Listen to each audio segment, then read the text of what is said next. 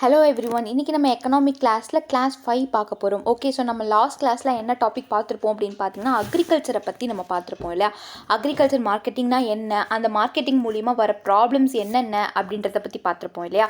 So அதோட கண்டினியூஷனாக agriculture marketing in ஆன்லைன்னா என்ன அப்படின்றத பார்க்க போகிறோம். ஓகேவா. பொதுவாக ஆன்லைன் மார்க்கெட்டிங் இதில் இன்வால்வ் ஆகும். அதே மாதிரி பார்த்திங்கன்னா அக்ரிகல்ச்சர் பட்ஜெட்டிங் இன் தமிழ்நாட்டில் இருக்கக்கூடிய அக்ரிகல்ச்சருடைய பட்ஜெட் என்ன, அதுக்கான எவ்வளோ ஒதுக்கீடு செய்கிறாங்க அப்படின்றதையும் நம்ம வந்துட்டு பார்க்க போகிறோம். இப்போ நெக்ஸ்ட்டு பார்த்தீங்கன்னா அக்ரிகல்ச்சருடைய ஃபீச்சர்ஸ் என்னென்ன அப்படின்றதையும் நம்ம பார்க்க போகிறோம். ஓகே, ஸோ இதில் மொத்தமாகவே வந்து பார்த்திங்கன்னா அக்ரிகல்ச்சர் மார்க்கெட்டிங்கை பற்றி தான் நம்ம பார்த்துட்ருக்கோம்.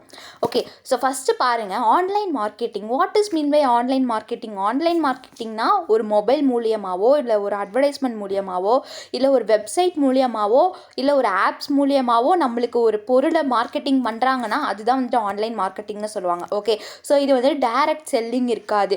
இது வந்துட்டு பார்த்திங்கன்னா மொபைல் மார்க்கெட்டிங்னு சொல்லுவாங்க. லைக் இப்போ வந்துட்டு நம்ம எக்ஸாம்பிளுக்கு பார்த்திங்கன்னா நிறையா வகையான ஆப்ஸ் நம்மக்கிட்ட இருக்குது இல்லையா. Like Snapdeal, Myntra, Flipkart, Amazon, then Meesho, இந்த மாதிரி ஆப்ஸ்லாம் நிறைய ஆன்லைன் இருக்குது இல்லையா. ஸோ இது எல்லாமே நம்ம எப்படி பர்ச்சேஸ் பண்ணுவோம், மித்த ப்ராடக்ட்ஸ்லாம் நம்ம வந்துட்டு எப்படி பர்ச்சேஸ் பண்ணுவோம் அப்படின்னு பார்த்திங்கன்னா ஜஸ்ட் பை பண்ணிடுவோம். கேஷ் ஆன் டெலிவரி ஆப்ஷன்ஸ் இருக்கும். இல்லாட்டி வந்துட்டு ஃபோன்பே, யூபிஐ டிரான்சாக்ஷன்ஸ் மூலியமாகவும் நம்ம என்ன பண்ணிடுவோம், அங்கே காசு செலுத்திடுவோம். ஓகே, ஸோ இதுவே இந்த ஆன்லைன் மார்க்கெட்டிங் பார்த்திங்கன்னா அக்ரிகல்ச்சர் ப்ராடக்ட்ஸையும் ஆன்லைன் மார்க்கெட்டிங் பண்ணுறாங்க. ஓகே, ஸோ இதில் மோஸ்ட்டாக இன்வால்வ் ஆகியிருக்கிறது யார் அப்படின்னு பார்த்தீங்கன்னா இது மூலியமாக வந்துட்டு ஃபார்மர்ஸ், அதாவது விவசாயிகள் எல்லாமே வந்துட்டு அதிகபட்சமாக கன்சியூமரை வந்துட்டு ஃபார்ம் பண்ணிக்கிறாங்க. ஓகே, ஸோ பார்ப்போம். Agriculture marketing plays a very important role in moving agriculture products from the farms to the consumer. அதாவது அக்ரிகல்ச்சர் மார்க்கெட்டிங் வந்துட்டு இந்தியாவிலேயே வந்துட்டு ஒரு இம்பார்ட்டண்ட்டான ரோலாக ப்ளே பண்ணிகிட்ருக்கு. அதுவும் முக்கியமாக பார்த்தீங்கன்னா நம்மளுடைய தமிழ்நாட்டில் ரொம்ப ரொம்ப ஒரு இம்பார்ட்டண்ட்டான ஒன்று தான் ப்ளே ஆகிட்டுருக்கு இல்லையா. தமிழ்நாட்டில் பார்த்திங்கன்னா ஏகப்பட்ட க்ராப்பிங்ஸ் பண்ணுறாங்க இல்லையா. அது டைப்ஸ் ஆஃப் ஃபார்மிங், எந்த மாதிரியான ஃபார்மிங்ஸ் பண்ணுறாங்க, ஆர்கானிக் ஃபார்மிங்காக இருக்கட்டும், தென் வந்துட்டு கான்ட்ராக்ட் ஃபார்மிங்காக இருக்கட்டும், இந்த மாதிரி டிஃப்ரெண்ட் டைப்ஸ் ஆஃப் ஃபார்மிங் வந்துட்டு நம்மளோட தமிழ்நாட்டில் பண்ணிகிட்ருக்காங்க. அதே மாதிரி நிறைய ஃபுட் கிரைன்ஸு, தென் மேஜர் க்ராப்ஸ் எல்லாமே நம்மளோட தமிழ்நாட்டில் அறுவடை பண்ணிகிட்ருக்காங்க இல்லையா. ஸோ இது வந்து பார்த்திங்கன்னா இப்போ ஆன்லைன் அப்படின்னு எடுத்துக்கிட்டிங்கன்னு வச்சுக்கோங்களேன், டேரெக்டாக என்ன ஆவாங்க அப்படின்னு பார்த்திங்கன்னா ஃபார்மர்ஸ் கிட்டேருந்து கன்சியூமர் கிட்ட போகும். ஓகே, ஸோ உங்களுக்கு புரியுதா எப்படி அப்படின்னு பார்த்தீங்கன்னா இப்போ நான் வந்துட்டு ஒரு பொருளை மேனுஃபேக்சர் பண்ணுறேன். ஓகே, ஸோ அதுக்கு டிரான்ஸ்போர்ட்டேஷன் செலவுகள் மட்டும்தான் இருக்கும். டைரெக்டாக நான் வந்துட்டு கன்சியூமர் கிட்ட செல் பண்ணுறேன். ஓகே, நான் கையால் செஞ்ச ஒரு ப்ராடக்ட்டு, எக்ஸாம்பிளுக்கு பார்த்தீங்கன்னா கிளேல செஞ்ச ஒரு டாய்ஸ்ன்னு வச்சுக்குவோமே, ஜஸ்ட் ஃபார் எக்ஸாம்பிள். இது நான் வந்துட்டு என்ன பண்ணுறேன், ஆன்லைன் மார்க்கெட்டிங் மூலிமா கன்சியூமருக்கு டைரெக்டாக சேல் பண்ணுறேன். ஸோ இது மூலயமா செய்கிறவங்களுக்கு, அந்த மேனுஃபேக்சர் பண்ணுறவங்களுக்கு தான் லாபம் அதிகம் இல்லையா. ஸோ இந்த மாதிரி டிஜிட்டல் மார்க்கெட்டிங் மூலியமாக பார்த்தீங்கன்னா நம்மளுக்கு அதிகமாக கன்சியூமர் கிடைப்பாங்க. ஸோ அது எந்த நாடாக இருந்தாலும் சரி, இடையில டிரான்ஸ்போர்ட்டேஷன் மட்டும்தான் இருக்குது. ஓகே, தென் கொரியர் சார்ஜஸ் அது எல்லாமே டிரான்ஸ்போர்ட்டேஷன்ஸில் வந்துடும்னு வச்சுக்கோங்களேன். ஸோ எல்லாத்துக்குமே மொத்தமாக நம்ம லாபம் அதிகமாக பார்க்கலாம் கன்சியூமர்கிட்ட இருந்து. ஸோ அவங்களுமே வந்துட்டு ஓரளவு ரொம்ப லாபம் பார்க்க மாட்டாங்க, ஓரளவு கன்சியூமர் வாங்கக்கூடிய ஒரு ப்ராடக்டாக தான் இருக்கும். அதே மாதிரி காஸ்ட்டும் அதே மாதிரி தான் இருக்கும். ஸோ மோஸ்ட்டாக பார்த்தீங்கன்னா இந்த அக்ரிகல்ச்சர் ப்ராடக்ட்ஸ் ஃபார்மர்ஸ் கிட்டே இருந்தே டேரெக்டாக ஃபார்ம் பண்ணி ப்ராடக்ட் ஆகி அது டேரெக்டாக கன்சியூமர் கிட்ட போகிறது தான் ஆன்லைன் மார்க்கெட்டிங். ஓகே, ஸோ இது மூலியமாக அந்த மிடில் மேன் இருக்கிறவங்கள கொஞ்சம் தவிர்க்கலாம். ஓகே, ஸோ நெக்ஸ்ட்டு பாருங்கள். Marketing is customer oriented and it provide farmers, traders, processor etcetera. அதாவது மார்க்கெட்டிங் அப்படின்னாலே பார்த்தீங்கன்னா கஸ்டமர் ஓரியன்டட் அப்படின்றாங்க. ஓகேவா, அதாவது கஸ்டமருக்கு பிடிச்ச மாதிரியான ப்ராடக்ட்ஸை தான் சேல் பண்ணுவாங்க. ஓகே, அவங்க எந்த மாதிரி விரும்புகிறாங்க, அவங்களுக்கு ஏற்ற மாதிரி செல் பண்ணுறது தான் என்ன அப்படின்னு பார்த்தீங்கன்னா மார்க்கெட்டிங் ஸ்ட்ராட்டஜிஸ். ஸோ இதை பற்றி படிச்சிருந்தீங்க அப்படின்னா உங்களுக்கு எப்படி வந்துட்டு கஸ்டமரை வந்துட்டு எப்படி கவரப் பண்ணுறது, தென் பேக்கேஜிங் எப்படி இருக்கும், ஸோ இதை பற்றிலாம் உங்களுக்கு படிச்சிருந்தீங்க அப்படின்னு வச்சுக்கோங்களேன். அதே மாதிரி ஏதோ ஒரு ஒர்க் பண்ணிகிட்ருக்கீங்க, அதே மாதிரி ஏதோ ஒரு மேனுஃபேக்சரிங் பண்ணிகிட்ருக்கீங்க, ஜஸ்ட் ஒரு என்டர்ப்ரினராக இருக்கீங்க அப்படின்னு வச்சுக்கோங்களேன், உங்களுக்கு வந்துட்டு இது புரிஞ்சிடும். இப்போ எக்ஸாம்பிள் பார்த்தோம், நிறைய இன்ஸ்டாகிராம்ஸில் நம்ம பார்ப்போம். லைக் நிறையா வகையான நம்மளுக்கு எப்படி இருக்குன்னு பார்த்தீங்கன்னா பிரேஸ்லெட்ஸ் அதிகமாக விற்பாங்க. ஓகேவா, கேர்ள்ஸுக்கு பிடிச்ச மாதிரியான பிரேஸ்லெட்ஸ். ஆக்சுவலி அது வந்துட்டு பார்க்க கலர்ஃபுல்லாக இருக்குது. அது கஸ்டமரை அட்ராக்ட் பண்ணுற மாதிரி இருக்கும். மோஸ்ட்டாக பார்த்தீங்கன்னா டீனேஜர்ஸ் கேர்ள்ஸ் தான் வந்து அதிகமாக அந்த மாதிரி விரும்புவாங்க. அதே மாதிரி பார்த்தீங்கன்னா ஓல்டேஜ் இந்த மாதிரி ஒரு 30+ ஒரு 50+லாம் வந்துட்டு என்ன பண்ணுவாங்கன்னா ட்ரெடிஷ்னல் ப்ராடக்ட் அதிகமாக விரும்புவாங்க. லைக் பார்த்தீங்கன்னா அவங்க ரொம்பவே இப்போ ஹவுஸ் ஒய்ஃப்லாம் எடுத்துக்கிட்டிங்கன்னா அவங்களோட வீடு எப்படியெல்லாம் டெக்கரேஷன் பண்ணுவோம். ஓகே, ஸோ அதுக்கேற்ற மாதிரி பொருள்லாம் வாங்கி வைப்பாங்க. அதுக்கேற்ற மாதிரி ஹேங்கிங் கிராட்ஸ் எல்லாமே வாங்கி வைப்பாங்க இல்லையா? ஸோ சில பேர் ரொம்ப அந்த கிராட்ஸ்லலாம் இன்ட்ரெஸ்ட்டாக இருக்கிறவங்க என்ன பண்ணுவாங்க, அவங்களே செஞ்சுருவாங்க. பட் அது பிடிக்கும், டெக்கரேஷன் பண்ண பிடிக்கும், பட் ஆனால் செய்ய தெரியாது அப்படின்றவங்க நிறைய வகையான ப்ராடக்ட்ஸை வந்துட்டு ஆன்லைன்லேயே வாங்குவாங்க. மோஸ்ட்டாக பார்த்தீங்கன்னா இப்போ இன்ஸ்டாகிராம், மீஷோ, தென் அமேசான், ஃப்ளிப்கார்ட்லலாம் அதிகமாக அதுக்கான இதெல்லாம் இருக்குது. ஓகே, ஸோ இதில் பார்த்தீங்கன்னா ஃபார்மர்ஸ் இருப்பாங்க, ட்ரேடர்ஸ் இருப்பாங்க, தென் ப்ராசஸர் அது செஞ்சு கொடுக்குறவங்களும் இருப்பாங்க. ஓகே, ஸோ மோஸ்ட்டாக பார்த்தீங்கன்னா இந்த ஆன்லைன் மார்க்கெட்டிங்கை நம்ம எலக்ட்ரானிக் மார்க்கெட்டிங்னு சொல்லலாம்.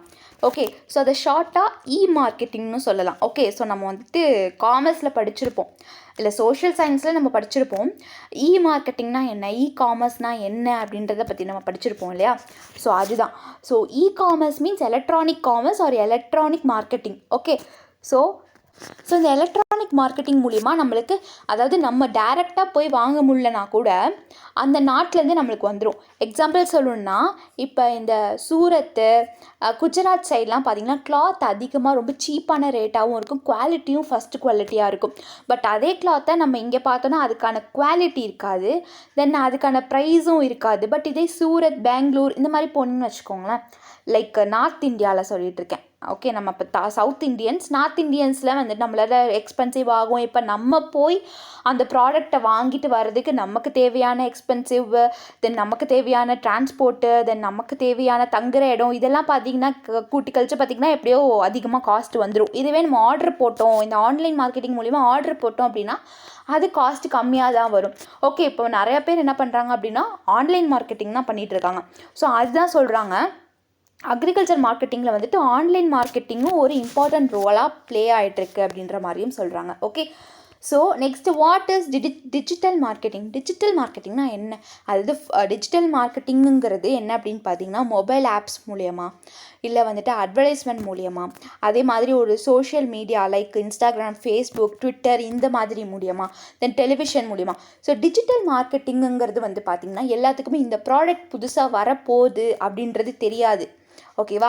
அதை அட்வர்டைஸ்மெண்ட் பண்ணால் மட்டும்தான் இந்த ப்ராடக்ட் வந்து இன்றைக்கி லான்ச் ஆகிருக்கா, இவ்வளோ ஆஃபர் போட்டிருக்காங்களா அப்படின்னு நம்மளுக்கு தெரியும். ஓகேவா? ஸோ நமக்கு எப்போ அந்த அட்வர்டைஸ்மெண்ட் பண்ணுறாங்களோ அது வந்துட்டு பார்த்திங்கன்னா அட்வர்டைஸ்மெண்ட்டுங்கிறது டெலிவிஷனில் மட்டும் வருமானு கிடையாது. இப்போ ஒரு ஆப்ஸ் டவுன்லோட் பண்ணாலே நெட் ஆன் இருந்தாலே அட்வர்டைஸ்மெண்ட் வந்துடுது. ஓகே, ஸோ அதே மாதிரி எக்ஸாம்பிளுக்கு நான் சொல்கிறேன், இப்போ ஏதாச்சும் நம்மளோட ஊர் சைடில் ஏதாச்சும் ஒரு ஹோட்டல் புதுசாக ஓப்பன் பண்ணுறாங்கன்னா அதுக்கு நிறையா பேனர் வச்சுருப்பாங்க, தென் அதுக்கு ஏற்ற மாதிரி பேஜஸ் இருக்கும். தென் இப்போ திருச்சி ஒஃபிஷியல்னு வச்சுக்கோங்களேன், இப்போ திருச்சியில் நடக்கக்கூடிய அப்டேட்ஸ் எல்லாமே அந்த சேனலில் அப்லோட் பண்ணுவாங்க. அதே மாதிரி பார்த்திங்கன்னா இப்போ புதுக்கோட்டை அதில் நடக்கக்கூடிய எல்லா விஷயங்களும் வந்து பார்த்திங்கன்னா அந்த ஆப்பில் அப்டேட் பண்ணுவாங்க. ஸோ இப்படி ஒருத்தவங்க அட்வர்டைஸ்மெண்ட் பண்ணுற மூலியமாக என்ன ஆகுது அப்படின்னு பார்த்திங்கன்னா, இந்த ஃபுட்டு இன்றைக்கி ஓப்பன் ஆகிருக்கா, இந்த ரெஸ்டாரண்ட் இன்றைக்கி ஓப்பன் பண்ணியிருக்காங்களா, இன்றைக்கி இவ்வளோ ஆஃபர்ஸ் போட்டிருக்காங்களா, இல்லை இன்றைக்கி வந்துட்டு இந்த ப்ராடக்ட் வந்துட்டு வந்திருக்கா, நியூவாக லான்ச் ஆகிருக்கா அப்படின்ற மாதிரி நமக்கு தெரியும். எதனால்? இந்த ஆன்லைன் மார்க்கெட்டிங் மூலியமாக தான். ஸோ முன்னாடி பார்த்திங்கன்னா இதுக்கான ஆப்ஷன்ஸ் இல்லை. இந்த மார்க்கெட்டிங், இந்த டிஜிட்டல் மார்க்கெட்டிங் வரதுக்கு முன்னாடி நம்ம போய் ஒரு இடத்துல வாங்கினா மட்டும்தான் அது வந்துட்டு ஒருத்தவங்க வாங்குவாங்க, அது காஸ்ட்டாக இருக்குன்னு ரெண்டாவது பேர் வாங்க மாட்டாங்க. பட் அதோட தேவைகள் அதிகமாக இருக்க இருக்க மக்கள் வாங்குவாங்க. ஓகேவா? அது எப்போன்னு பார்த்தீங்கன்னா ரொம்ப ஸ்பீடாக இன்க்ரீஸ் ஆகாது கஸ்டமர்ஸோடைய இது. பட் டிஜிட்டல் மார்க்கெட்டிங்கில் ஒரு நாளைக்கு இந்த அட்வர்டைஸ்மெண்ட் பண்ணாலே ஆஃபர்ஸ்ன்னு வந்துட்டாலே எல்லாருமே நிறைய பேர் போயிடுவாங்க. இப்போ ரீசெண்டாக பார்த்தீங்கன்னா இப்போ இது கிறிஸ்மஸ் டைம்ன்றனால ப்ளம் கேக் வந்துட்டு நம்மளுக்கு வாங்கணும், கேக்ஸ் வந்துட்டு அதிகமாக என்ன ஆகும், சேல் ஆகும். பட் இந்த நேரத்தில் எது வந்துட்டு கம்மியான ஆஃபராக இருக்குது, கம்மியான பட்ஜெட்டாக இருக்குது அப்படின்றத நம்ம பார்ப்போம் இல்லையா? ஸோ அதுக்கு வந்து என்ன பண்ணுவாங்க, இந்த டிஜிட்டல் மார்க்கெட்டிங் தான் ரொம்பவே இம்பார்ட்டண்ட்டாக இருக்குது. ஸோ இதுதான் digital marketing. Okay, so next பாருங்கள், அதே மாதிரி டிஜிட்டல் மார்க்கெட்டிங் மூலியமாக நம்மளுக்கு அக்ரிகல்ச்சரில் கிடைக்கக்கூடிய ப்ராடக்ட்ஸும் ரொம்பவே ஒரு முக்கியமான ஒரு சோர்ஸாக இருக்குது அப்படின்னு சொல்கிறாங்க. டைரெக்டாக நம்ம அந்த ஃபார்ம் ப்ராடக்ட்ஸை பை பண்ணிக்கலாம். ஓகே, இந்த டிஜிட்டல் மார்க்கெட்டிங் மூலயமா. So digital marketing in agriculture வந்துட்டு அதோடைய நீட் என்ன அப்படின்னு கேட்குறாங்க. விவசாயத்தில் வந்துட்டு டிஜிட்டல் மார்க்கெட்டிங்குடைய தேவைகள் என்னவா இருக்குது அப்படின்றத பற்றி பார்ப்போம்.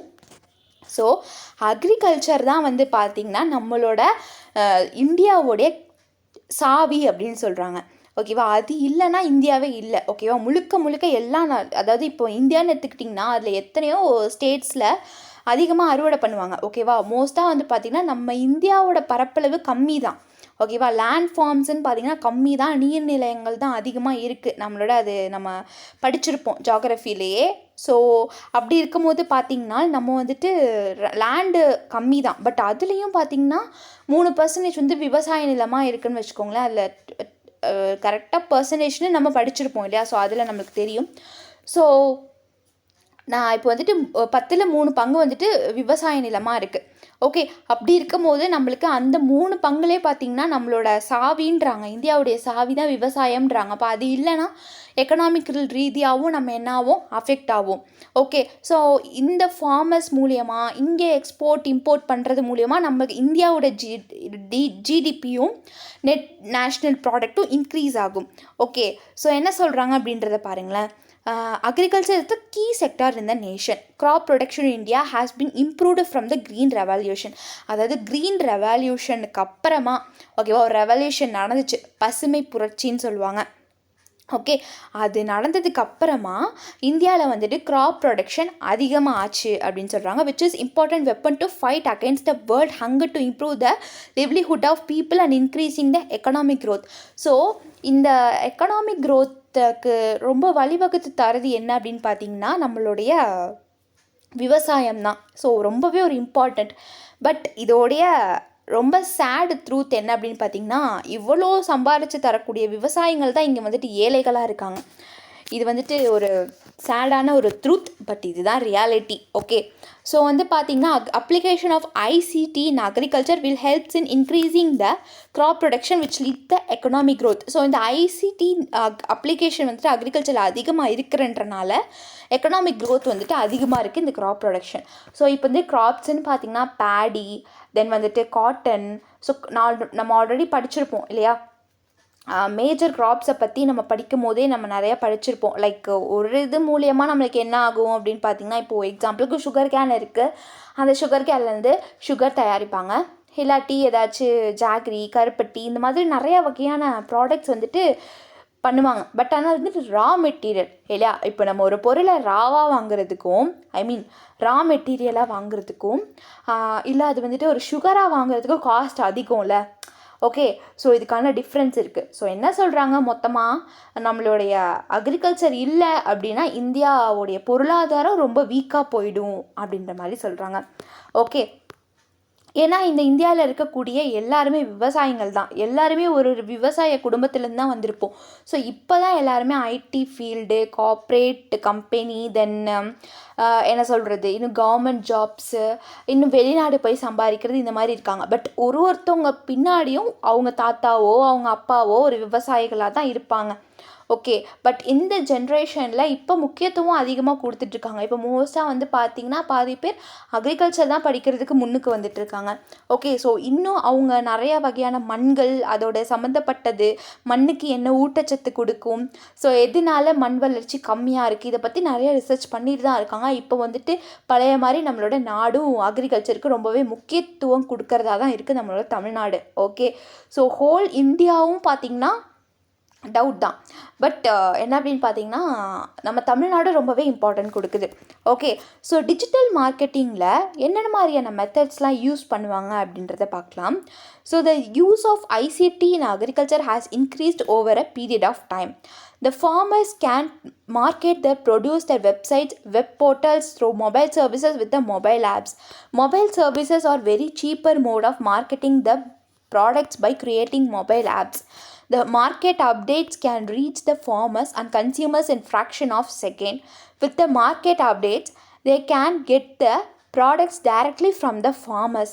No intermediaries are required by the use of digital marketing in agriculture. So already நான் ஆரம்பத்திலே சொல்லியிருப்பேன், இல்லையா? டிஜிட்டல் மார்க்கெட்டிங்னால அக்ரிகல்ச்சருக்கு என்ன யூஸ் அப்படின்னு சொல்லிட்டு நான் சொல்லியிருக்கேன் இல்லையா? ஸோ இப்போ வந்துட்டு புதுசாக ஒரு இது அறுவடை பண்ணி எடுக்கிறாங்க. அது வந்துட்டு இந்த மொபைல் ஆப்ஸ் மூலிமா அவங்க அட்வர்டைஸ்மெண்ட் கொடுப்பாங்க. ஸோ டேரெக்டாக கஸ்டமரோ போய் வாங்கிக்கலாம். ஓகே. ஸோ இப்போ எக்ஸாம்பிள் பார்த்தீங்கன்னா ஆப்ஸுமே இருக்கும். லைக் நிறைய ஃபார்மிங் ப்ராடக்ட்ஸுக்கு ஆப்ஸ் இருக்குது. தென் இப்போ தனியாகவே ஆப் க்ரியேட் பண்ணுறது ஒரு பெரிய விஷயமே இல்லை. ஓகே. ஸோ ஒரு வெப்சைட்டை க்ரியேட் பண்ணுறோம், தென் அதுக்குள்ளே நம்ம போகிறோம். ஸோ அந்த மாதிரி தான் இப்போ யூடியூப்பில் சேனல் எப்படி க்ரியேட் பண்ணுறோம், அந்த மாதிரி தான் ஆப்ஸ் க்ரியேட்டிங்கும் இப்போ வளர்ந்து வந்துட்டுருக்கு. ஓகே. ஸோ அப்படி இருக்கும்போது ஒருத்தவங்க ஒரு ஆப்ஸ் யூஸ் பண்ணிக்கிறாங்க, அது மூலயமா அவங்களுக்கு லாபம். ஸோ இத்தனை பேர் டவுன்லோட் பண்ணாலும் அது மூலியமாக அவங்களுக்கு லாபம் வரும். தென் அது மூலியமா ஒரு அட்வர்டைஸ்மெண்ட் பார்த்தாலும் அந்த அட்வர்டைஸ்மெண்ட் காஸ்ட் வரும். ஸோ இதெல்லாம் மார்க்கெட்டிங் இல்லையா? ஸோ இவ்வளோ பேர் டவுன்லோட் பண்ணுறாங்க. ஸோ இப்போ வந்து பார்த்திங்கன்னா எக்ஸாம்பிளுக்கு இப்போ வந்துட்டு லைக் கேரட் பீட்ரூட்லாம் ரொம்ப சத்தான ஒரு ப்ராடக்ட். அது மூலியமாக நம்மளுக்கு அதிகமாக என்ன ஆகுது அப்படின்னு பார்த்திங்கன்னா சத்து மாவு அப்படின்ற மாதிரி ஒரு கான்செப்ட் கொண்டு வந்துட்டுருக்காங்க இல்லையா? ஸோ அதை வந்துட்டு ஏபிசி மால்ட்டுன்னு சொல்லி விற்கிறாங்க. ஓகே. ஸோ இதெல்லாம் வந்துட்டு அப்பப்போயே நம்மளுக்கு என்ன ஆகிடுது, அப்டேட் கொடுத்துட்றாங்க. இப்போ மார்க்கெட்டில் இது இருக்குது, இது வந்துட்டு பெரிஷியபிள் குட்ஸு, இது வந்துட்டு நீங்கள் இப்போ தான் வாங்கணும், இன்னும் 2 நாள் தான் வச்சுருப்போம் அப்படின்னு ஆஃபர்ஸ் கொடுத்துருவாங்க அந்த மொபைல் ஆப்ஸ் மூலியமாக. ஸோ இது மூலயமா என்ன ஆகுது, மார்க்கெட்டிங் அதிகமாகுது. இது மூலயமா கஸ்டமர் என்ன பண்ணுறாங்க, டேரெக்டாக ஃபார்மர்ஸ் கிட்டேருந்து வாங்கிக்கலாம். ஓகே. அதை ஃபார்ம் பண்ணி எடுத்து ஒரு மொபைல் க்ரியேட் பண்ணி அதை ஃபோட்டோ பிடிச்சி லைக் அதுக்கேற்ற மாதிரியான டிஸ்கிரிப்ஷன்ஸ் எல்லாம் கொடுத்து ப்ரைஸ் லெவல் எல்லாமே கொடுத்து பண்ணிடுறாங்க. ஓகேவா? ஸோ இந்த ஆப்ஸில் மட்டும்தான் விற்கிறாங்களன்னா கிடையாது. நிறையா அக்கௌண்ட்ஸ் க்ரியேட் பண்ணிக்கிறாங்க. ஃபேஸ்புக்கோ இல்லை இன்ஸ்டாகிராமோ ட்விட்டரோ யூடியூப் சேனல்லாம் பார்த்தீங்கன்னா அதுவே அது வந்துட்டு ஒரு வீடியோ பார்க்குற மாதிரி தான் இருந்துச்சு. பட் இப்போ ரீசெண்ட் ஒரு 2 or 3 இயர்ஸ்க்குள்ளே எப்படி அதுவுமே ஒரு அட்வர்டைஸ்மெண்ட் கழகமாக தான் வந்துருச்சு. நிறையா ப்ரொமோஷன் பண்ண ஆரம்பிச்சிட்டாங்க ஒரு ப்ராடக்ட்டையும். ஸோ எந்த சேனல் அதிகமாக ரீச்சாக இருக்கோ அந்த சேனலில் நம்மளுடைய ப்ராடக்டை அட்வர்டைஸ்மெண்ட் பண்ணுறாங்க. ஸோ அது மூலியமாக நிறையா ரீச் கிடைக்கும். ஸோ மார்க்கெட்டிங்னு பார்த்தீங்கன்னா அதில் நிறையா ஸ்ட்ராட்டஜிஸ் இருக்குது. ஸோ இது மூலயமா அக்ரிகல்ச்சர் மார்க்கெட்டிங் நம்ம கஸ்டமருக்கு என்ன ஆகுது, சுத்தமான பொருள் வந்து டேரெக்டாக ஃபார்மர்ஸ் கிட்டேருந்து கிடச்சா அது எவ்வளவோ காஸ்ட்டாக இருந்தாலும் நம்ம எடுத்துப்போம். ஏன்னா இதுவே வந்துட்டு இந்த மிடில் மேன் இவங்கெல்லாம் இன்டர்ஃபியர் ஆனாங்கன்னு வச்சுக்கோங்களேன், ரேட்டும் அதிகமாகும். அதே சமயத்தில் நம்மளுக்கு சத்தான பொருள் தான் கிடைக்குதா, இல்லை அதை வந்துட்டு ஏதாச்சும் ஒரு ரசாயனத்தில் முக்கி எடுத்துகிட்டு வருவாங்க காய்கறிகளில்.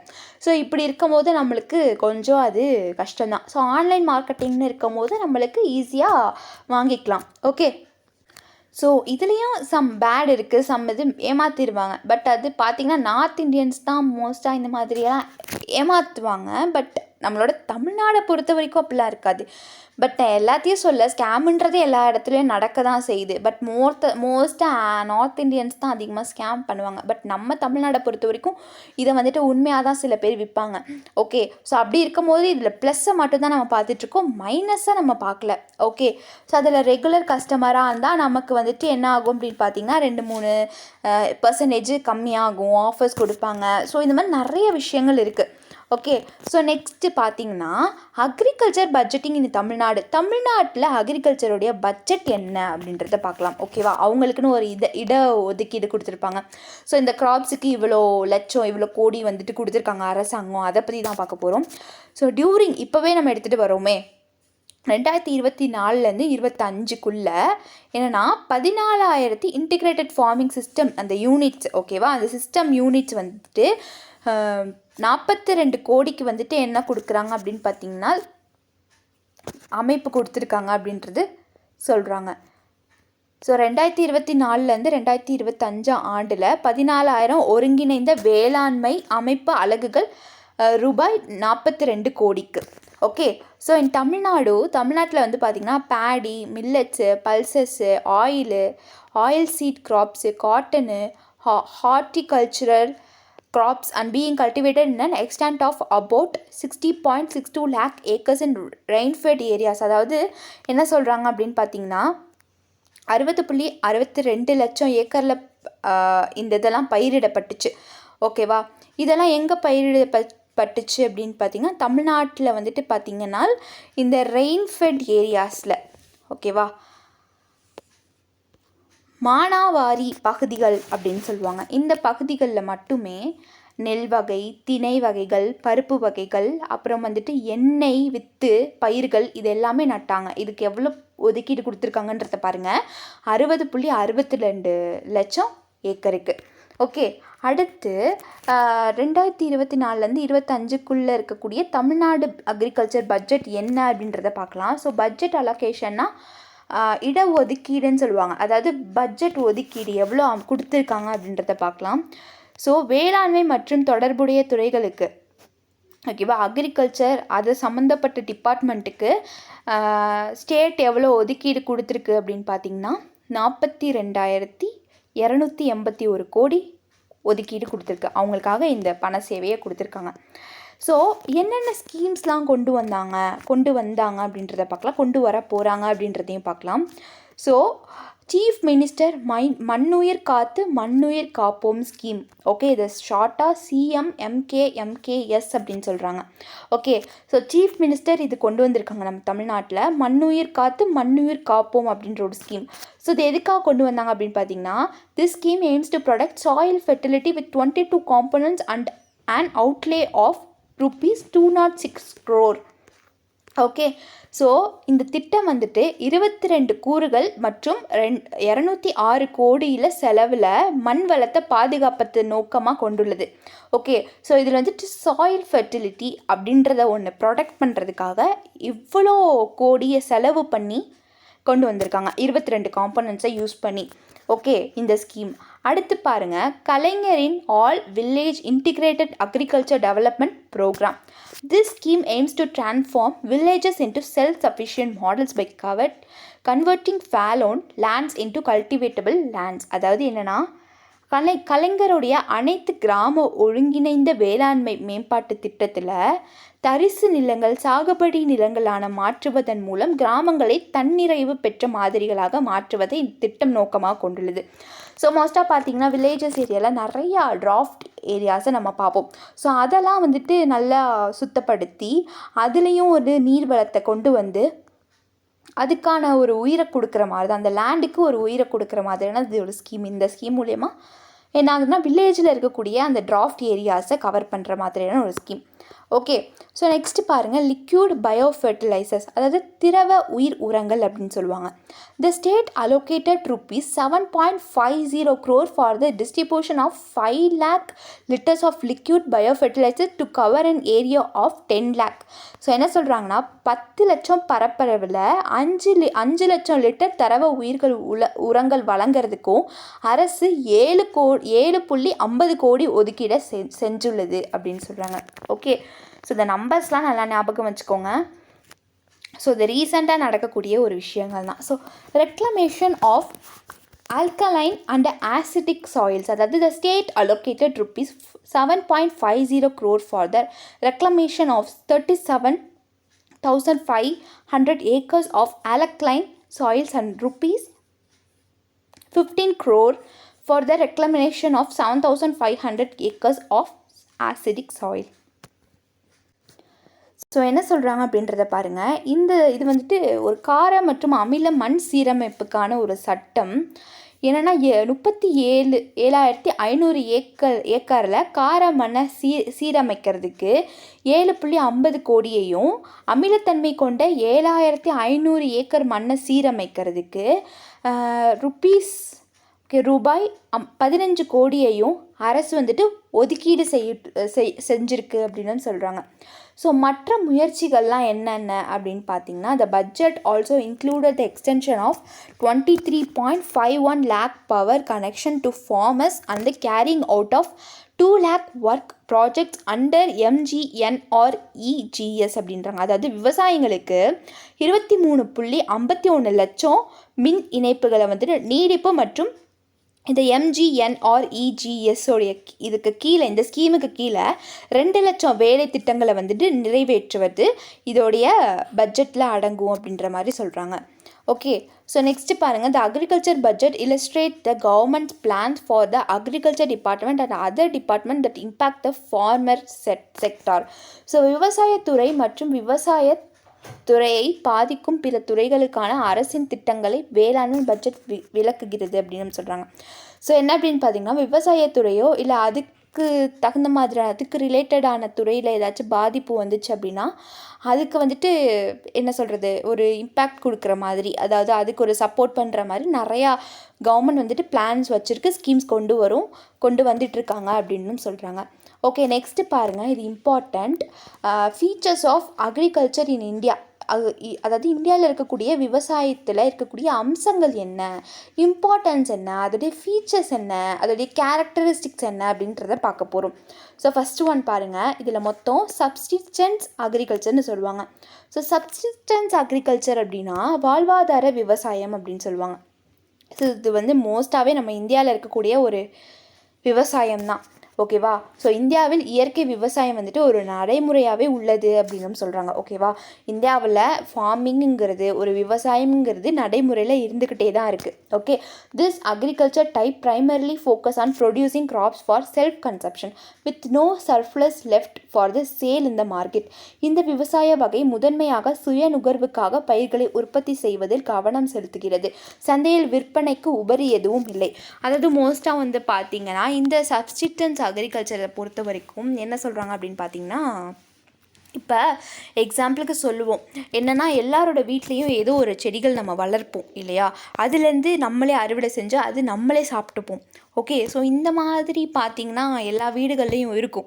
ஓகே, ஸோ எல்லா வீடுகளையும் இருக்கும். அது எல்லாமே விற்பாங்களா அப்படின்றது கிடையாது. சிலதை என்ன பண்ணுவாங்க, அவங்களே வந்து சமைச்சு சாப்பிட்ருவாங்க. லைக் எக்ஸாம்பிளுக்கு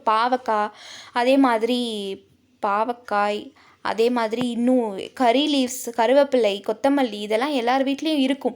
ஸோ இதெல்லாம் விற்றுட்ருக்காங்களான்னா கிடையாது. ஓகேவா? ஸோ அவங்களே வந்துட்டு க்ராப்பை ப்ரொடக்ஷன் பண்ணி அறுவடை செஞ்சு அவங்களே சாப்பிட்டுப்பாங்க, அவங்களே சமைச்சுவாங்க. ஓகேவா? ஸோ இதை வந்துட்டு காஸ்ட்டுக்காக எங்கேயும் விற்றுக்க மாட்டாங்க. பட் மோஸ்ட்டாக நம்மளோட இந்தியாவில் பார்த்திங்கன்னா எல்லாரோட வீடுகள்லேயும் ஏதோ ஒரு பிளான்ட்டு கண்டிப்பாக நம்ம வளர்த்துட்டு தானே இருப்போம். ஸோ அதை தான் சொல்கிறாங்க, ஒரு சப்ஸ்டிடன்ஸ்தாகவே இருக்குது. Next commercial agriculture. So commercial agriculture means என்ன சொல்கிறாங்க அப்படின்னு பார்த்திங்கன்னா வணிக விவசாயம் அப்படின்றாங்க. ஸோ வணிக விவசாயம்ன்ற போது நம்ம என்ன சொல்கிறோம் அப்படின்னு பார்த்திங்கன்னா, அதிகமாக அசாமில் டீ பிளான்டேஷன்ஸ், அப்புறம் கர்நாடகாவில் காஃபி, தென் வந்துட்டு கேரளாவில் கோகனட், இந்த மாதிரி. Okay, commercial agriculture involves the production of crops on a large scale with the goal of selling the produce in the market to generate profits. However, with limited land resources in India, the growing population and increasing pressure on agriculture activities. So subsistence agriculture நம்ம பார்த்தோம் இல்லையா, அதில் என்ன சொன்னாங்க, எல்லாமே வந்துட்டு நம்மளுடைய நாட்டுக்கு எல்லாமே விற்கிறதுக்கு வராது, எல்லாமே மார்க்கெட்டிங் சேலுக்கு வராது, அவங்களுடைய அவசியத்துக்காக அவங்க செஞ்சுப்பாங்க. ஸோ இந்த கமர்ஷியல் அக்ரிகல்ச்சருன்ற போது இது வந்துட்டு ஒரு பெரிய அளவில் பண்ணுவாங்க. ஓகேவா? இப்போ கேரளா சைடில் போனீங்கன்னா அதிகமாக கோகனட் ஆயில் தான் யூஸ் பண்ணுவாங்க. எதனால்? ஏன்னா அங்கே நிறையா வந்துட்டு கோகனட் தான் அறுவடை பண்ணுவாங்க, தென்னை மரங்கள் தான் அதிகமாக அறுவடை பண்ணுவாங்க. அதுலேருந்து தேங்காய் எண்ணெய் எடுப்பாங்க. ஸோ அதுலேருந்து நிறையா வகையான எல்லாத்துக்குமே கேரளா பீப்புள்ஸ் என்ன பண்ணுவாங்க, அந்த தேங்காய் எண்ணெயை தான் யூஸ் பண்ணுவாங்க. அதே மாதிரி பார்த்திங்கன்னா கர்நாடகா சைட் போனீங்கன்னா யாருமே அந்தளவுக்கு டீ குடிக்க மாட்டாங்க, காஃபி தான் நிறைய பேர் குடிப்பாங்க. அதே மாதிரி மித்த நாடுங்களுக்கும் மித்த ஸ்டேட்டுக்கும் எக்ஸ்போர்ட் பண்ணுவாங்க. தென் வந்து பார்த்திங்கன்னா அசாமில் வந்துட்டு டீ பிளான்டேஷனுங்கிறது ஒரு பெருசாகவே இருக்குது. ஓகே, ஸோ இதெல்லாம் வந்துட்டு பார்த்திங்கன்னா கமர்ஷியலாக வணிக அளவில் பெருசாக நிலத்தை பரப்பி அதில் நிறையா பேரை வேலை செய்ய வச்சு அதுலேருந்து ப்ராஃபிட் பார்க்குறது தான் இந்த கமர்ஷியல் அக்ரிகல்ச்சருங்கிறது. இப்போ இந்த டீயாக இருக்கட்டும், சரி டீ பிளான்ட்லாம் எடுத்துக்கிட்டிங்கன்னா அதோட லீஃப் எடுத்துடுவாங்க. அதே மாதிரி காஃபியோடைய கொட்டை, அது வந்துட்டு ஒரு ஃப்ரூட்டு, அந்த ஃப்ரூட்டிலேருந்து காஃபி கொட்டைகளை எடுத்துட்டு அதை வந்துட்டு ஒரு ப்ரொடக்ஷன் பண்ணுவாங்க இல்லையா.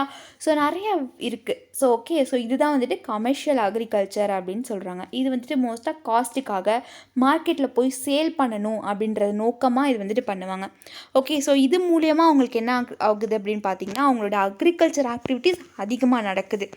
ஓகே, அடுத்து பாருங்கள் மெக்கானைசேஷன், இயந்திரமயமாக்குதல் அப்படின்றாங்க. So after the green revolution, அதாவது பசுமை புரட்சிக்கு பிறகு இந்த there has an increasing trend in the use of machines and farm operations. அதாவது மோஸ்ட்டாக வந்து பார்த்திங்கன்னா இந்த க்ரீன் ரெவல்யூஷன் நடக்கிறதுக்கு முன்னாடி எங்கேயுமே வந்து பார்த்திங்கன்னா லைக் இந்த மிஷின்ஸ் அதிகமாக யூஸ் பண்ண மாட்டாங்க.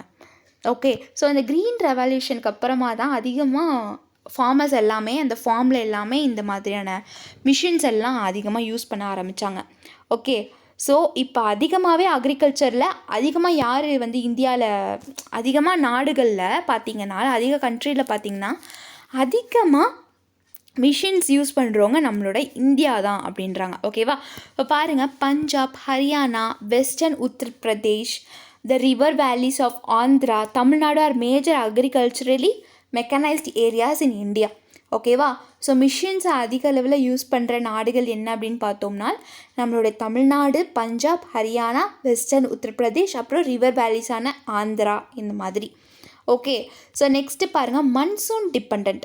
So what is mean by monsoon depend? மன்சூனை டிபெண்ட் பண்ணி இருக்கிறது. மன்சூன் மீன்ஸ் பருவமழையை சார்ந்திருக்கிறது. ஸோ நம்ம ஆல்ரெடி படிச்சிருப்போம் என்ன அப்படின்னு பார்த்திங்கன்னா, ஒரு சில பயிர்கள்லாம் என்ன ஆகும் அப்படின்னு பார்த்திங்கன்னா அதிகமாக மழை தேவைப்படாது, தண்ணி தேவைப்படாது. லைக் காட்டன், இந்த மாதிரியான பயிர்களுக்கு அதிகமாக என்ன தேவைப்படாது, மழைகள் தேவைப்படாது. ஓகே, ஸோ எப்போயாச்சும் இந்த மன்சூன் டிபெண்ட் பண்ணி இருக்கும் பார்த்தீங்களா, அதாவது பருவமழையை சார்ந்து இருக்கும் பார்த்தீங்களா. லைக் இந்த ஏப்ரல்னு சொல்ல முடியாது, ஜூன், ஜூலை, ஆகஸ்ட்டில் பெய்யக்கூடிய மழைகளை டிபெண்ட் பண்ணியே ஒரு க்ராப்ஸ் இருக்கும், ஒரு இது இருக்கும். ஓகேவா, அதுதான் இது சொல்கிறாங்க. Due to a lack of irrigation facilities 2/3 of agriculture in India depends on monsoon rains. So already நம்ம இதை பற்றி படிச்சிருப்போம் அப்படின்னு நினைக்கிறேன் இல்லையா. ஸோ நம்ம ஜியாகிரஃபியில் படிச்சிருப்போம் இல்லையா. ஸோ மோஸ்ட் ஆஃப் த பயிர்கள் எல்லாமே மன்சூனை நம்பி தான் இருக்கும் அப்படின்ற மாதிரி. ஸோ எல்லா இடத்துக்கும் எல்லாமே மழை போகுமான்றது கிடையாது. ஓகே, ஸோ சம் இடத்துல பெய்யலாம், சம் இடத்துல பெய்யாமல் இருக்கும். ஓகே, ஸோ கண்டிப்பாக நம்மளுக்கு சவுத்து சைடு மழை பெய்யறதுக்கு அதிகமாக வாய்ப்பு உண்டு. பட் இந்த வெஸ்ட் சைடு, நார்த்து சைடுன்னு வரும்போது கொஞ்சம் கஷ்டம்தான். ஓகே, ஸோ அப்படி இருக்கும் போது அங்கே மழைகளை நம்ம எதிர்பார்க்க முடியாது, எப்போயாச்சும் தான் நடக்கும். அதே மாதிரி ஈவனாக எல்லாத்துக்குமே மழை பெய்யுமான்றது கிடையாது. பட் அப்படி இருந்தாலுமே அந்த பருவ காலத்தில் பெய்யக்கூடிய மழையை நம்பி தான் நிறைய விவசாயிகள் நம்மளோட இந்தியாவில் இருக்காங்க அப்படின்ற மாதிரியும் சொல்கிறாங்க. ஸோ வெரைட்டி ஆஃப் க்ராப்ஸ்ன்னு சொல்லும் போது நம்மளுக்கு வெரைட்டி ஆஃப் க்ராப்ஸ் இருக்குது. ஸோ என்ன அப்படின்னு பாருங்கள், due to the presence of different types of topography, diverse soil like alluvial, red and black, cotton soil, etc.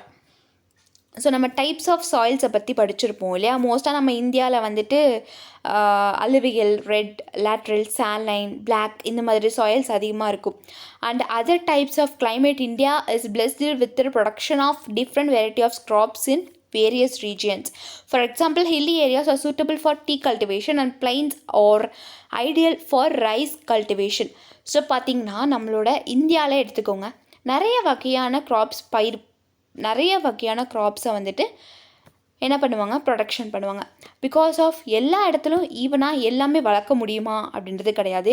So இப்போ நம்ம சவுத்துன்னு எடுத்துக்கோங்க, நம்ம தமிழ்நாடுன்னு எடுத்துக்கோங்க, அங்கே அதிகமாக நம்மளுக்கு வாழை மரங்களை பார்க்கலாம், பேடிஸை பார்க்கலாம், நெல் வகைகளை பார்க்கலாம், பயிர்கள் பார்க்கலாம், பல்சஸை பார்க்கலாம்.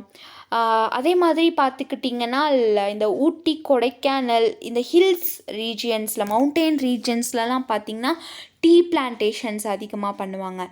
ஓகே, ஸோ இதெல்லாம் அதிகமாக பண்ணக்கூடிய ஒரு ஏரியாஸாக இருக்கும். ஸோ ஒரு மண்ணை பொறுத்து, ஒரு மண்ணோடைய தரங்களை பொறுத்து தான் நம்ம பிளான்டேஷன் பண்ணுவாங்க. ஓகே, அதுதான் பார்த்திங்கன்னா வெரைட்டி ஆஃப் க்ராப்ஸ் பண்ணுற ஒரு இடம் அப்படின்னா அது நம்மளுடைய இந்தியா. அடுத்து பாருங்கள், உணவு பயிர்களுடைய ஆதிக்கம் எந்த அளவுக்கு இருக்குது அப்படின்றத பாருங்கள். Due to predominance of subsistence in agriculture, food crops are mainly grown to meet the food security demands of the huge Indian population. India has 3 basic cropping seasonal patterns: kharif, rabi and zaid. இது எல்லா பற்றியும் நம்ம school டேஸ்லேயே படிச்சிருப்போம். Types of seasonal patterns cropping அப்படின்னு எடுத்துக்கிட்டிங்கன்னா kharif, rabi, set அப்படின்னு சொல்லுவாங்க.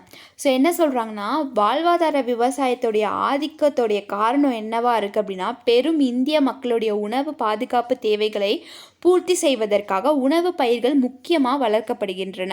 இந்தியாவில் 3 அடிப்படை பயிற்சிகள் முறைகள் உள்ளன. ஓகே, ஸோ மோஸ்ட்டாக பார்த்திங்கன்னா நம்மள இந்தியாவில் இருக்கக்கூடிய மக்கள், குறிப்பிட்டு நம்மளோட தமிழ்நாட்டில் இருக்கக்கூடிய மக்கள்லாம் பார்த்திங்கன்னா ரொம்பவே ஃபுட்டுக்கு அதிகமாக இம்பார்ட்டன்ஸ் கொடுப்பாங்க. அது சுத்தமாக இருக்கணும், எந்த ஒரு கெமிக்கல்ஸுமே இருக்கக்கூடாது அப்படின்ற மாதிரி பார்ப்பாங்க. ஸோ அதனாலே வந்து பார்த்திங்கன்னா மோஸ்ட்டாக அவங்களே வீட்டில் இருக்கக்கூடிய ஏதோ ஒரு செடிகளை வளர்த்துருப்பாங்க. ஸோ மோஸ்ட்டாக இன்றைக்கி நம்ம எந்த ஒரு கெமிக்கல்ஸுமே இல்லாமல் நம்ம சாப்பிட்ருக்கோன்ற ஒரு மன திருப்தி இருக்கும். ஸோ க்ராப்பிங்னு பார்த்திங்கன்னா டைப்ஸ் இருக்குது. 3 என்ன அப்படின்னு பார்த்தீங்கன்னா கேரேஃப், ராபி, ஜெட் அப்படின்றது.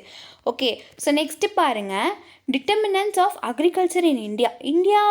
அதாவது இந்தியாவில் இருக்கக்கூடிய விவசாயத்தோடைய தீர்மானிப்பவர்கள் யார் யார் அப்படின்னு கேட்குறாங்க. ஓகேவா, the agriculture practices, cropping patterns and productivity are closely determined by the geoclimatic, socio-economic and cultural political factors. The agriculture of any region is influenced by the following factors. Okay, விவசாய நடைமுறைகளில் வந்துட்டு பயிர் முறைகள் மற்றும் உற்பத்தி திறன் ஆகியவை புவி காலனியை சமூக, பொருளாதார மற்றும் கலாச்சார அரசியல் காரணிகளால் நெருக்கமாக தீர்மானிக்கப்படுகிறது. ஓகே, ஸோ அக்ரிகல்ச்சர் ப்ராக்டிக்ஸ்னு எடுத்துக்கும் போது அதோடைய கிராப்பிங்ஸாக இருக்கட்டும் சரி, எல்லாமே வந்துட்டு கிளைமேட்டிங்கை பொறுத்த வரைக்கும், கிளைமேட்டை பொறுத்தோ இல்லை கல்ச்சுரல் பொலிட்டிக்கலை பொறுத்தோ, அந்த ஃபேக்டர்ஸை பொறுத்தோ இல்லை சோஷியல் எக்கனாமிக்கை பொறுத்து தான் அறுவடை செய்கிறாங்க அப்படின்றாங்க. ஸோ இதில் வந்துட்டு ஒரு 4 ஃபேக்டர்ஸ் இருக்குது. என்னென்ன அப்படின்றத பார்க்கலாம். ஃபஸ்ட்டு ஒன் இன்ஃப்ராஸ்ட்ரக்சரல் ஃபேக்டர்ஸ்ன்றாங்க. ஸோ உள்கட்டமைப்புக்கான காரணிகள் என்னென்ன அப்படின்றத பார்க்கலாம். such as irrigation, electricity, roads, credit and marketing, storage facilities, crop insurance and research and development. So இன்ஃப்ராஸ்ட்ரக்சரலான ஃபேக்டர்ஸ் என்னென்ன அப்படின்னு பார்த்தீங்கன்னா, இரிகேட் பண்ணுறது, ஓகே, நீர்ப்பாசனம் செய்வது, மின்சாரம், சாலைகள், கடன் மற்றும் சந்தைப்படுத்துதல், சேமிப்பு வசதிகள், பயிர் காப்பீடு மற்றும் ஆராய்ச்சி மற்றும் மேம்பாடு போன்றவை. ஸோ இன்ஃப்ராஸ்ட்ரக்சர்னால் என்ன? ஸோ இப்போ ஒரு பயிர் நீங்கள் நடுறீங்க அப்படின்னா அதுக்கு தேவையான எலக்ட்ரிசிட்டி வேணும், அதுக்கு தேவையான நீர்ப்பாசனம் வேணும், அதை கொண்டு போகிறதுக்கு நல்லா ஒரு ரோடு வேணும், அதை மார்க்கெட்டிங் செய்யணும். இதெல்லாமே தான் வந்துட்டு infrastructural factors.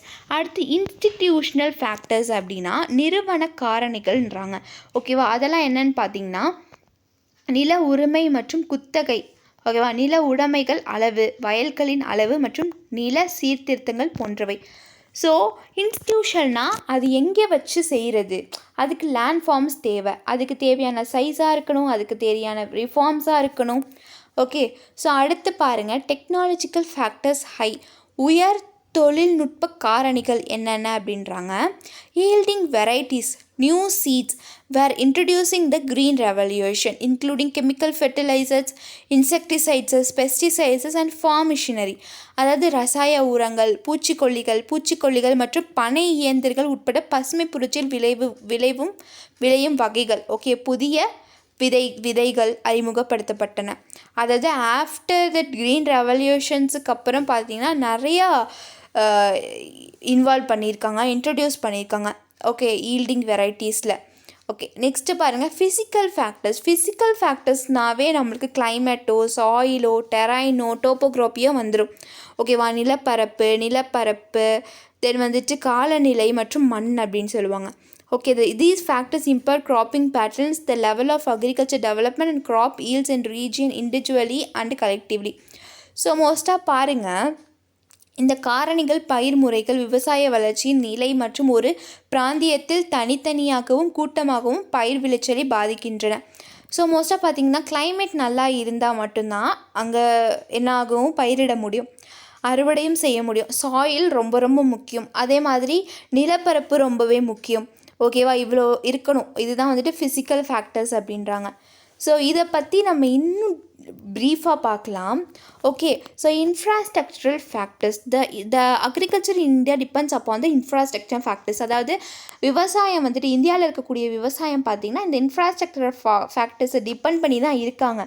So first one நீர்ப்பாசனம். ஓகேவா, irrigation is essential to overcome the spatial and temporal variation of rainfall. அதாவது மழையின் இட மற்றும் தற்காலிக மாறுபாட்டை கடக்க நீர்ப்பாசனம் அவசியமாக இருக்குது அப்படின்னு சொல்கிறாங்க.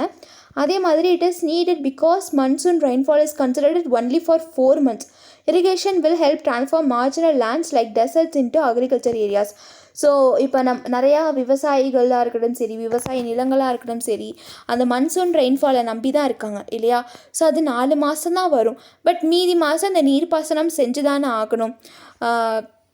லைக் இந்த டெசர்ட் ஏரியாஸாக இருக்கட்டும், அதாவது வறண்ட பூமி, அக்ரிகல்ச்சர் ஏரியாஸில் இருக்கக்கூடிய வறண்ட பூமிக்கு என்ன பண்ணுவாங்க அப்படின்னு பார்த்தீங்கன்னா நீர்ப்பாசனம் செய்வாங்க. Next also the green revolution inputs such as HYV seeds, chemical fertilizers, pesticides, etc. yield the maximum output only if adequate irrigation facilities are available.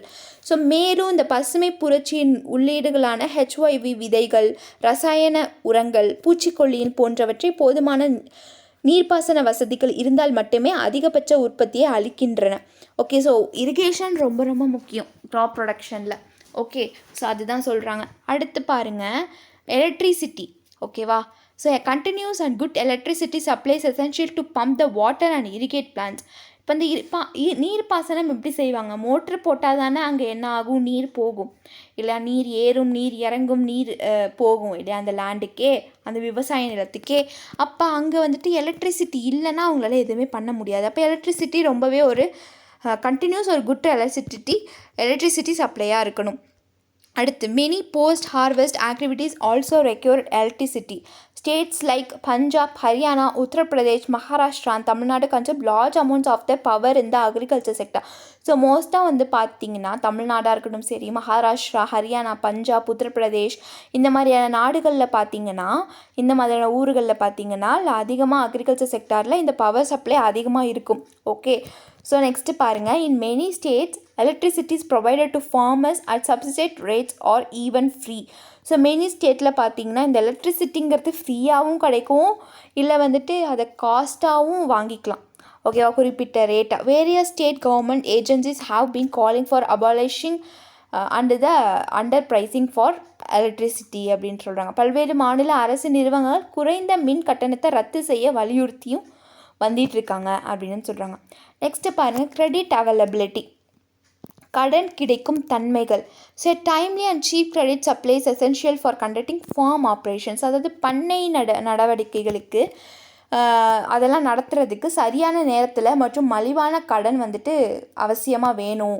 So அந்த கடன் மூலியமாக அவங்க இன்னும் கொஞ்சம் அதிகமாக ப்ராஃபிட் பார்க்கலாம். ஸோ அந்த ப்ராஃபிட் மூலிமா அந்த கடனையும் அளிக்கிறதுக்கான ஒரு இதையும் கொண்டு வரலாம். Okay, so it is necessary in a country like India where 86% of farmers are small and marginal farmers, have less than 20 hectares of land holding, practices subsistence farming or very poor.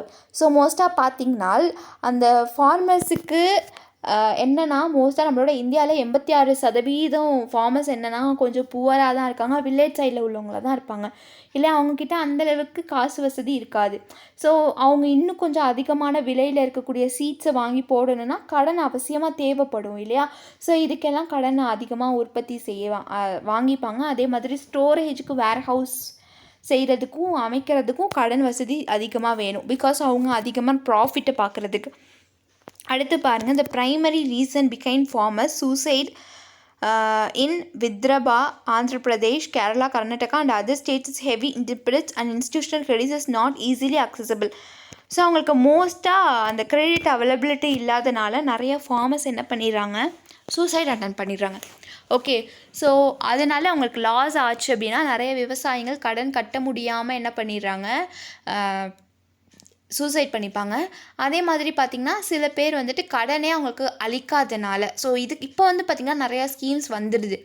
Okay, so நிறையா அதுக்கான விவசாயிகளுக்காகவே நிறையா schemes வந்து நம்மளுடைய India government கொண்டு வந்துட்டாங்க.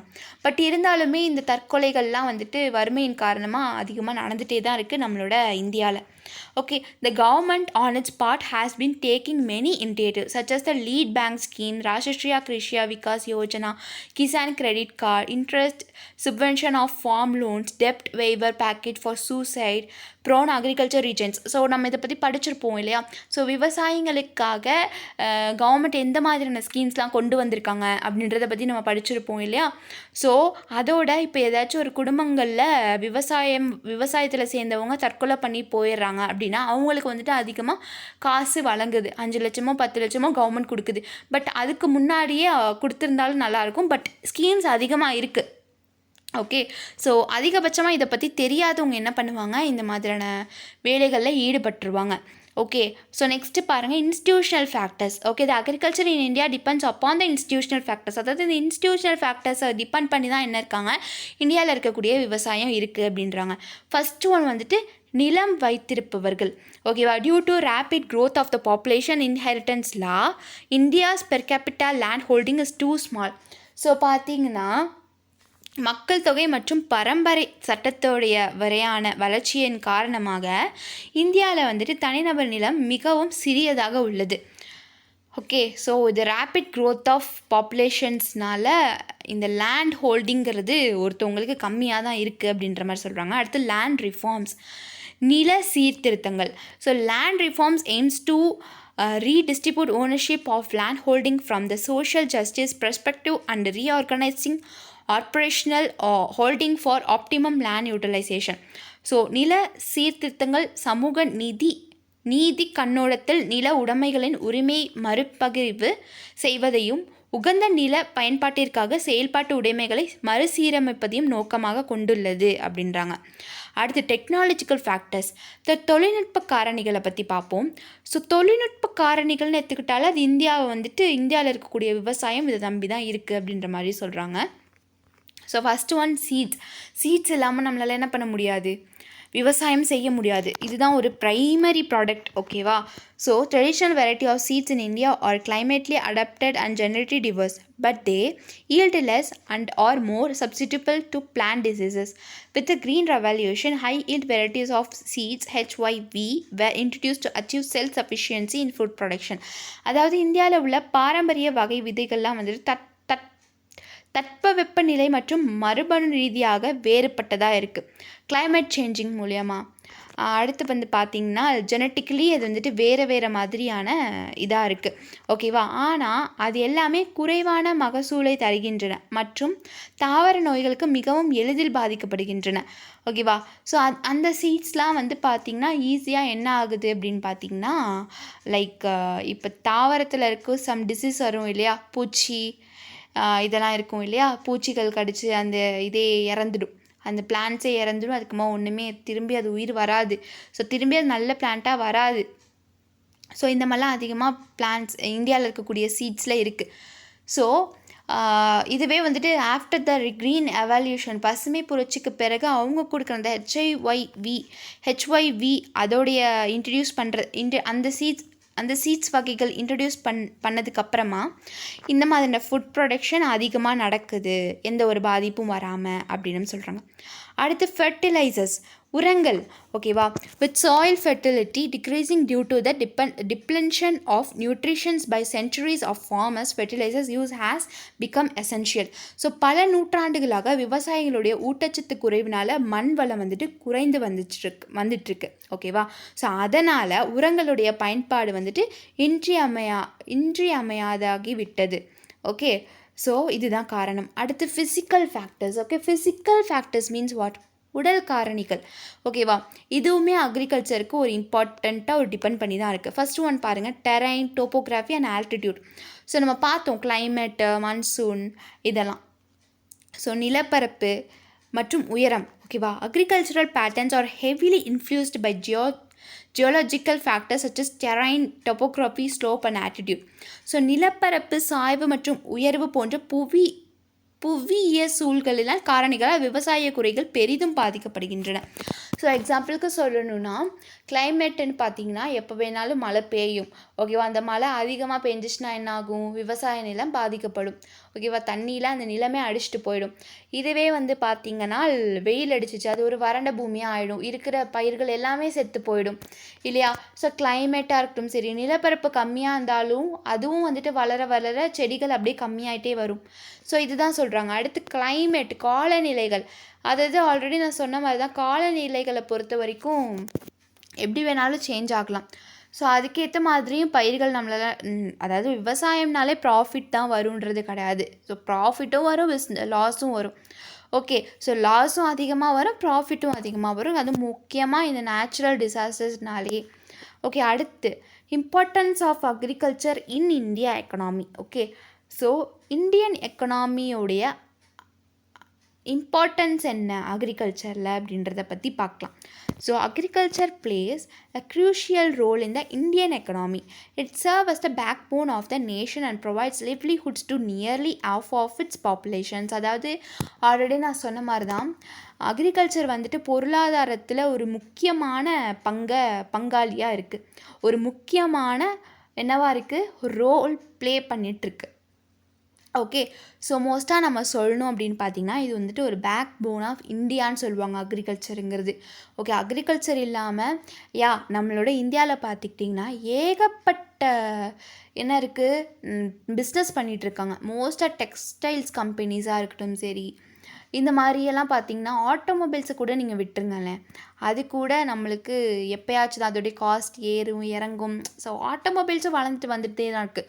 இப்போ இந்த டெக்ஸ்டைல்ஸாக இருக்கட்டும் சரி, உணவு இல்லாமல் யாராச்சும் இருக்க முடியுமா? ஓகே, ஸோ மோஸ்ட்டாக வந்து பார்த்திங்கன்னா ஃபுட் க்ராப்ஸும் பண்ணுவாங்க, நான் ஃபுட் க்ராப்ஸும் நம்மளோட இந்தியாவில் நடக்கும் இல்லையா? ஸோ இப்போ பருத்தி வந்துட்டு அறுவடை பண்ணுவாங்க, பருத்தியிலேருந்து அந்த பஞ்சை எடுத்து என்ன பண்ணுவாங்க, ஒரு காட்டனை வந்துட்டு மூலியமாக நூல் தப்பாங்க, நூலில் நிறைய இன்னும் டிஃப்ரெண்ட்டாக கிளாத் பண்ணுவாங்க. ஸோ அதெல்லாம் வந்துட்டு நம்மளுக்கு ஒரு பிஸ்னஸாக தான் இருக்குது. ஓகே, இப்போ பிஸ்னஸ் பண்ணுறவங்க கண்டிப்பாக டேக்ஸ் கட்டி தான் ஆகணும். ஸோ இது மூலியமாக கவர்மெண்ட்டுக்கு அதிகமான என்ன இருக்குது அப்படின்னு பார்த்திங்கன்னா அதிகமான லாபம் பெறுது. ஓகே, ஸோ அதிகமாக இது வந்து பேக் போன் ஆஃப் இந்தியா அப்படின்னு சொல்கிறாங்க அக்ரிகல்ச்சருங்கிறது. ஓகே, இப்போ நெக்ஸ்ட்டு பாருங்கள். It contribute significantly to the GDP and is vital for ensuring food securities, sustaining rural communities and supporting the agro paste industries that depend on agriculture produce. அதாவது இது மொத்த உள்நாட்டு உற்பத்தியில் ஒரு குறிப்பிட்ட பங்கை வந்துட்டு கொடுக்குது. ஓகேவா? அந்த அக்ரிகல்ச்சருங்கிறது உணவு பாதுகாப்பை வந்துட்டு உறுதி செய்வதற்கும் கிராமப்புற சமூகங்களில் இருக்கக்கூடிய நிலையை நிறுத்துவதற்கும் விவசாய உற்பத்திகளை வந்துட்டு விவசாயம் சார்ந்த தொழில்களுக்கும் ஆதரவளிக்கும் அப்படின்னு சொல்கிறாங்க.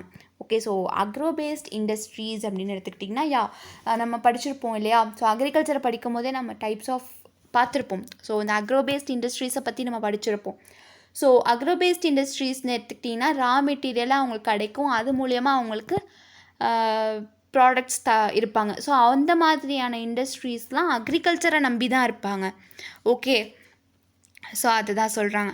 நெக்ஸ்ட்டு பாருங்கள், agriculture also plays a key role in export earning with commodities like rice, spices and cotton being major கண்ட்ரிபியூட்ஸ்.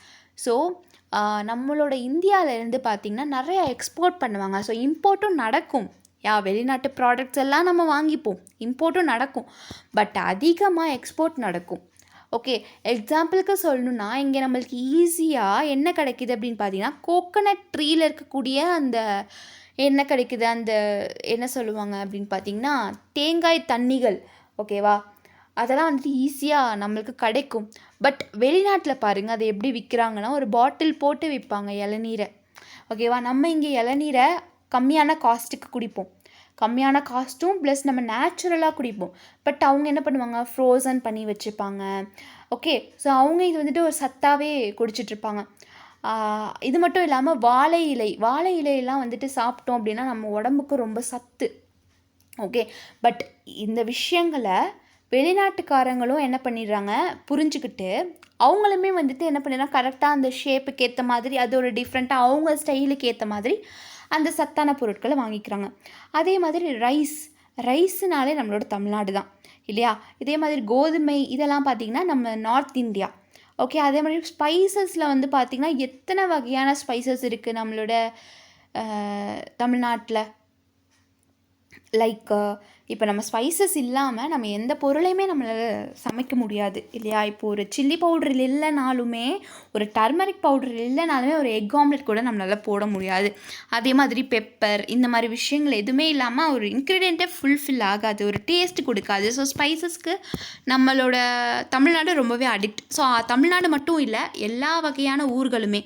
Okay, so மோஸ்ட்டாக நம்ம ஸ்பைசஸ் யூஸ் பண்ணுவோம். பட் வெளிநாடுக்காரங்கள்லாம் என்ன யூஸ் பண்ணுவாங்க, like wine sauce, soya sauce இந்த மாதிரி யூஸ் பண்ணுவாங்க. அவங்க லிக்யூடாக யூஸ் பண்ணுவாங்க, நம்ம ஸ்பைசஸ் ஒரு சாலிடாக யூஸ் பண்ணுவோம்.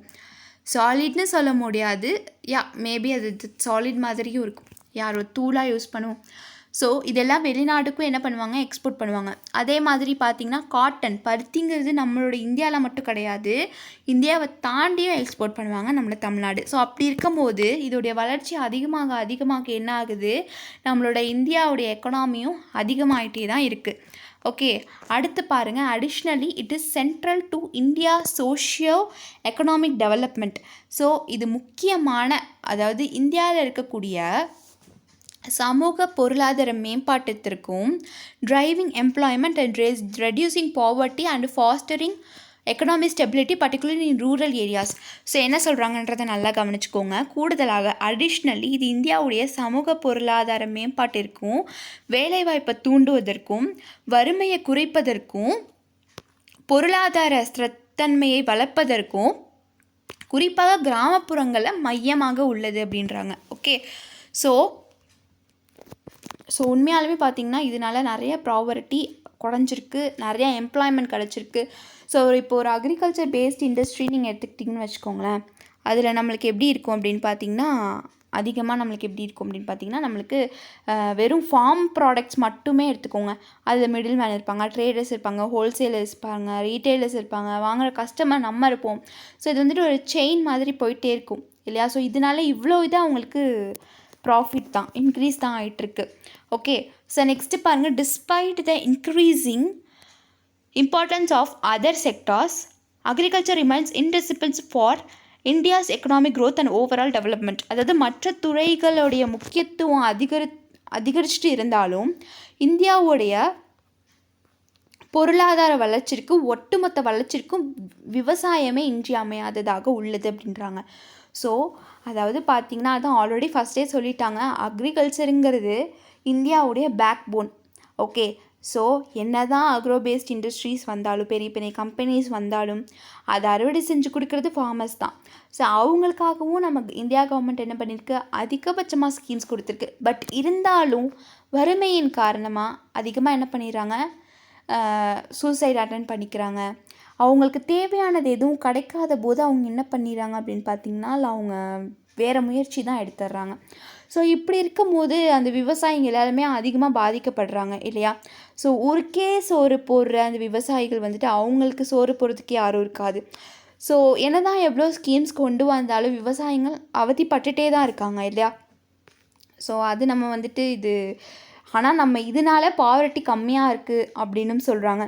ஓகே, ஸோ இது வந்துட்டு ரொம்ப இம்பார்ட்டண்ட்டான ஒரு டாபிக். ஓகேவா, ஃபீச்சர்ஸ் ஆஃப் அக்ரிகல்ச்சர் இன் இந்தியான்றது ரொம்ப ரொம்ப ஒரு இம்பார்ட்டண்ட்டான டாபிக். ஓகே, ஸோ இதோட நம்மளுக்கு அக்ரிகல்ச்சர் என்ன ஆகுது, அக்ரிகல்ச்சர் டாபிக் முடியுது. ஓகே, ஸோ மோஸ்ட்டாக நம்ம வந்துட்டு லாஸ்ட் கிளாஸ்லேயே பார்த்துட்டோம் அக்ரிகல்ச்சர்னால் என்ன, அதனால வரக்கூடிய ப்ராப்ளம்ஸ் என்னென்ன அப்படின்றத பார்த்தோம். இந்த கிளாஸில் அக்ரிகல்ச்சர் ஆன்லைன் மார்க்கெட்டிங்னால் என்ன, அதே மாதிரி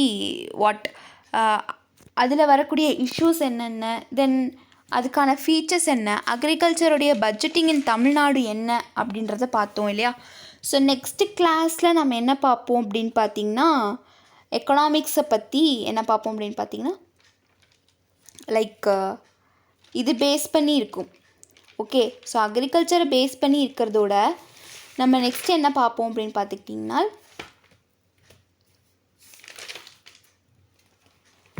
எஜுகேஷனை பற்றி பார்ப்போம்.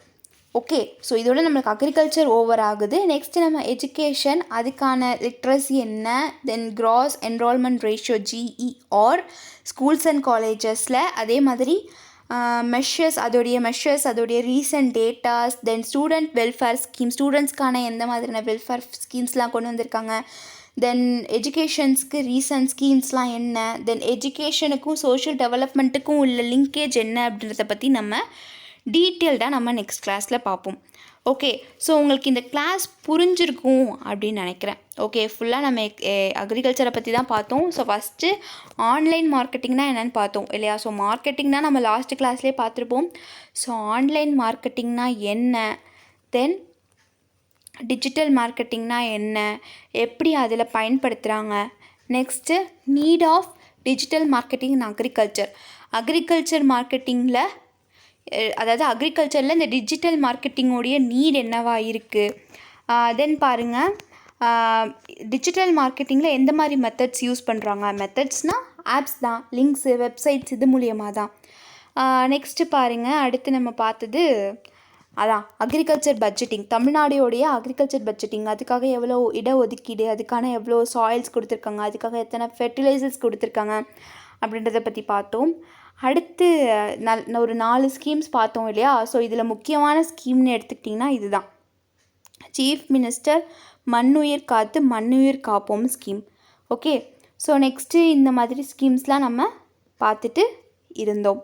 ஓகே, ஸோ அடுத்து நம்ம என்ன பார்த்தோம்? Features of agriculture in India. இந்தியாவில் இருக்கக்கூடிய விவசாயத்தோடைய அம்சங்கள் என்ன அப்படின்னா, சப்சிஸ்டன்ஸ் அக்ரிகல்ச்சர், கமர்ஷியல் அக்ரிகல்ச்சர். அடுத்து என்ன பார்த்தோம்? மெக்கானைசேஷன்னா என்ன, அண்டு மன்சூன் டிபெண்ட்டான ஒரு அக்ரிகல்ச்சர். தென் வெரைட்டி ஆஃப் க்ராப்ஸஸ், நம்மளோட தமிழ்நாடை பொறுத்த வரைக்கும் வெரைட்டி ஆஃப் க்ராப்ஸஸ் இருக்குது. ஓகே, ஸோ அடுத்து என்ன பார்த்தோம் அப்படின்னு பார்த்தீங்கன்னா, ப்ரீடாமினன்ஸ் ஆஃப் ஃபுட் க்ராப்ஸு, உணவு பயிர்களுடைய ஆதிக்கம் எந்த அளவுக்கு இருக்குது அப்படின்றதையும் பார்த்தோம். அதே மாதிரி டிட்டர்மினன்ஸ் ஆஃப் அக்ரிகல்ச்சர் இன் இந்தியாவில் 4 ஃபேக்டர்ஸ் பார்த்தோம். இன்ஃப்ராஸ்ட்ரக்சரல், இன்ஸ்டிடியூஷனல், டெக்னாலஜிக்கல், இன்னொன்று ஃபிசிக்கல் ஃபேக்டர்ஸ் அப்படின்னு பார்த்தோம் இல்லையா? ஸோ அதுலேயும் நம்ம டீட்டெயில்டாக பார்த்தோம். ஓகே, ஸோ இப்போ நெக்ஸ்ட்டு நம்ம கடைசியாக என்ன பார்த்தோம்? அக்ரிகல்ச்சருடைய ஃபீச்சர்ஸ் என்ன அப்படின்றது தானே பார்த்தோம். அக்ரிகல்ச்சரோட இம்பார்ட்டன்ஸ் என்ன அப்படின்றத பார்த்தோம். ஓகே, ஸோ இதோட இந்த அக்ரிகல்ச்சர் கிளாஸ் நம்மளுக்கு முடியுது. நெக்ஸ்ட்டு கிளாஸில் நம்மளுக்கு எக்கனாமி, நெக்ஸ்ட்டு கிளாஸில் நம்ம நெக்ஸ்ட்டு டாபிக் பார்ப்போம். தேங்க்யூ.